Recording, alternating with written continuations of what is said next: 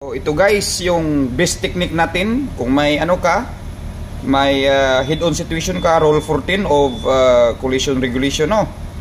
So kailangan mong sabi ng bulang kristal, each vessel should alter her course to starboard side.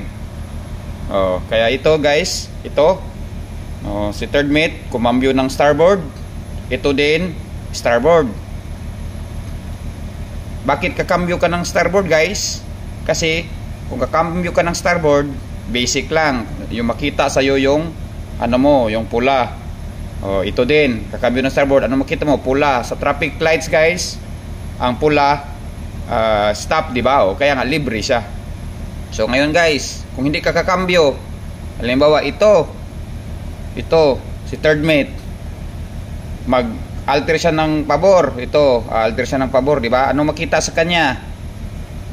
Green. So ito, wag mo nang pakambyuhin dahil green na to, nagiging na siya nagiging privileged vessel na siya So ikaw na yung giveaway kasi nagpapakita ka ng green So you have to clear her ito. Ganyan lang kasimple ang rules ng Colre guys. So kailangan kumambyo ng starboard para makita sa'yo pula. Meaning sa pula, ikaw pareha na kayong dalawa giveaway vessel. Sana may natutunan.